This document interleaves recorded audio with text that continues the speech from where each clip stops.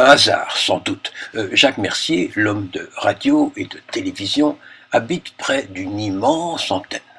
Une jolie maison que ses enfants, architectes et décorateurs, ont remarquablement aménagée. C'est un personnage que cet écrivain, qui sur Wikipédia a publié plus de 50 ouvrages, tout en signant de très nombreux articles dans la presse papier. Il vient de prendre sa pension de la radio-télévision belge, où il a régné pendant un demi-siècle.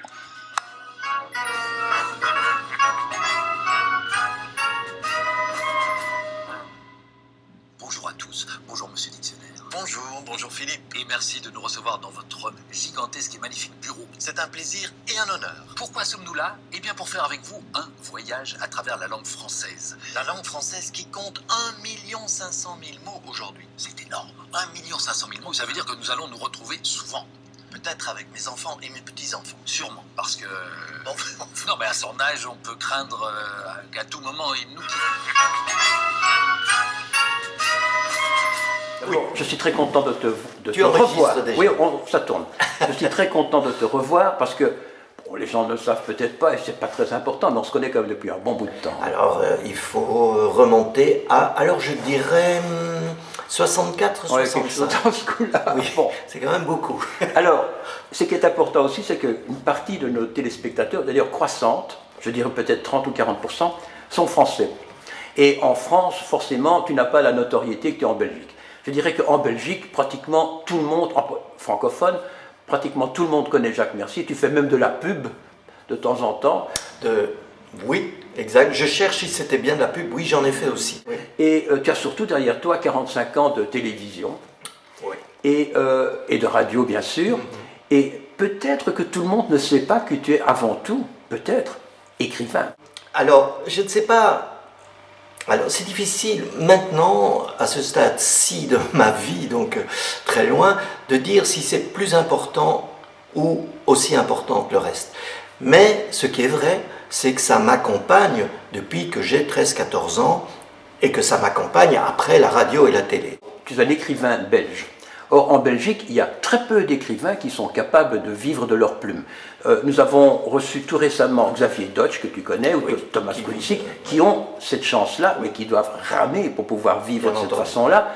Le mois prochain, nous aurons Alain Berenbaum. Mais Alain Berenbaum, qui vient d'avoir le prix Rossel, ne fait pas que ça. Il est avant tout un grand avocat. Bon, donc, il n'était peut-être pas possible pour toi de ne vivre que, enfin, je veux dire, confortablement, que de la plume. Oui, tu as raison, mais c'est pas l'idée alimentaire qui me... Non, mais enfin, à la fin du mois, il faut quand même payer ses factures. Bien sûr, mais enfin, disons que si j'avais choisi l'écriture, j'aurais accentué le côté presse, par exemple, écrite, j'aurais été plutôt journaliste, écrivain, qu'un autre média. Enfin, je n'en sais rien. La liste de ce que tu as écrit est vraiment très longue. C'est à peu près 50, oui. 50 ouvrages. Mais il y a des choses alimentaires là-dedans aussi, il y a des commandes. Oui, il y a des demandes, disons, après discussion avec l'éditeur, oui, bien sûr. Comme je m'intéressais à la langue française, on m'a demandé de faire des essais sur la langue ou de rassembler des textes que j'avais faits. Ou le chocolat. Le chocolat, c'est par hasard, en discutant d'un autre livre, au moment du dessert à table, que l'éditeur me dit, il y a une mousse au chocolat fabuleuse ici, si on la goûtait. Je dis, j'adore le chocolat, goûtons-la. Et en mangeant cette mousse au chocolat, qui était très bonne d'ailleurs, on s'est dit tous les deux, mais d'où vient le chocolat? Quelle est la différence entre le cacao et le chocolat? C'était des bases qu'on n'avait pas. Et je dis, ben, faisons un livre. Alors il dit, oui, mais prudent, attendons demain. Alors je ne savais pas pourquoi, il n'y avait pas de net et tout ça encore à l'époque. Et le lendemain, il m'appelle en disant, oublions, j'ai téléphoné à 2-3 libraires, il existe quantité de livres sur le chocolat, on n'a qu'à en acheter un et on saura de quoi il s'agit. Mais entre-temps, moi j'avais réfléchi à l'idée et je m'étais dit, mais pourquoi le chocolat belge a-t-il cette réputation? Pourquoi la Belgique est un pays du chocolat? On n'a pas de cacaoyer ici. Alors il me dit, ah, ça tu as raison, c'est une bonne question, tu peux partir dans ce livre-là. Et donc je suis parti comme journaliste, en réalité, pas du tout comme spécialiste, je n'y connaissais rien.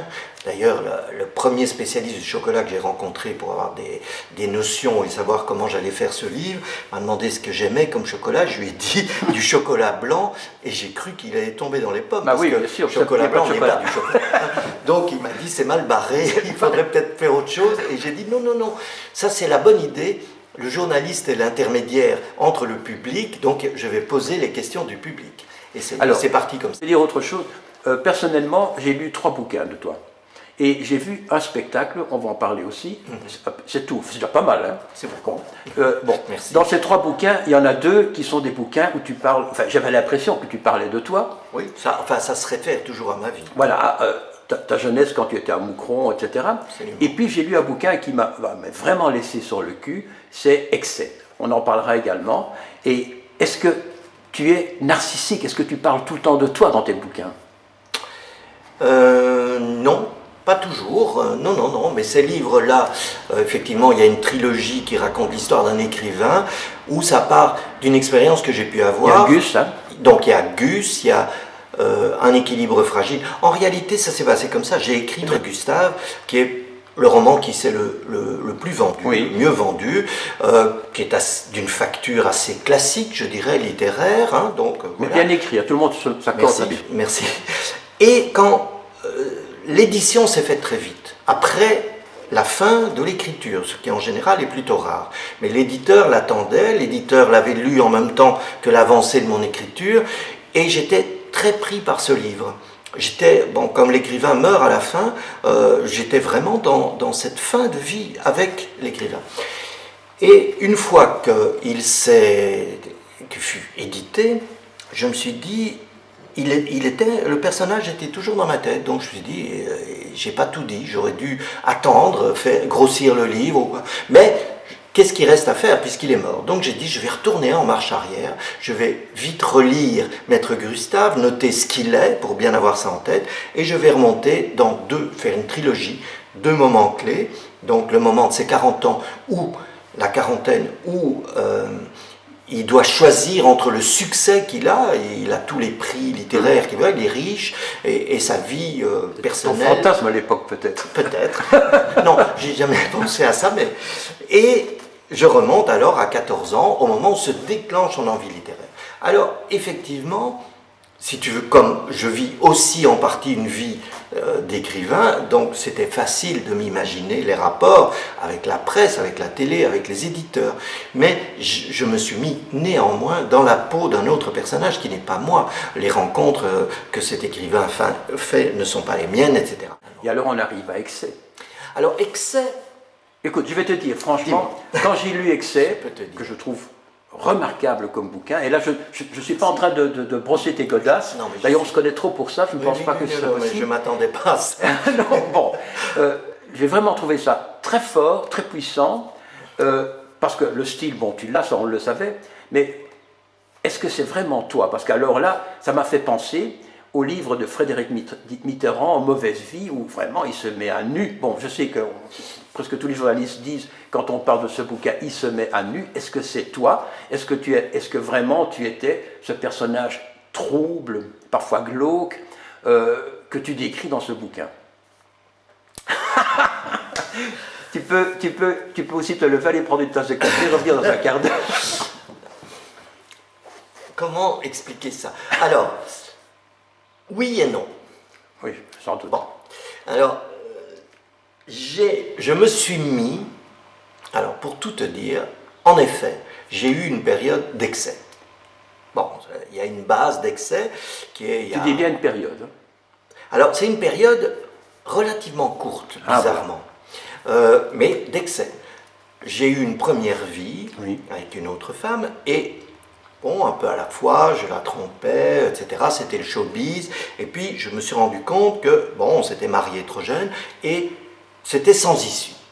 Et donc, je me suis avancé dans des excès parce qu'il faut s'en sortir. L'alcool il faut aussi, vivre hein. autrement. Donc, l'alcool et les femmes, en gros. J'ai jamais fumé Non, ma vie, non. donc pas de drogue ni rien. Mais c'est bien ça, Mais alcool c'est et les ces femmes. deux excès-là.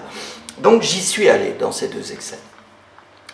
Et ça a duré quelques mois, pas plus. Pas plus? Non. Parce que l'impression, quand on lit le Oui, bouquin, c'est que C'est une pour ça, grande oui, partie de c'est une ta vie. vie s'est déroulée Oui. là-dedans. Comme j'ai tout raconté à la femme avec qui Oui. je vis après un coup de foudre et je suis toujours amoureux d'elle et fidèle, comme je lui ai tout raconté, et c'est un peu excès finalement, eh ben, je suis très libre avec ça. Je peux sans problème raconter à table à mes amis proches. Et bon, tu sais, sur la banquette arrière, on a fait ça, etc. Ce qui est peut-être le cas d'un tas de gens d'ailleurs. Hein. Exactement, c'est ce que je me suis dit. Ce qui est curieux aussi, c'est que ce bouquin qui a été imprimé, enfin publié à l'époque chez un éditeur qui s'appelle La Muette, je crois. Oui, La Muette. Voilà. Oui. Tu as décidé à un moment donné de le retirer du circuit. Oui. Et tu m'as même dit au téléphone que tu voulais plus en entendre parler. Enfin, oui. C'est très curieux ça. Donc on ne peut plus le trouver ce bouquin. Tu as racheté les droits. Oui.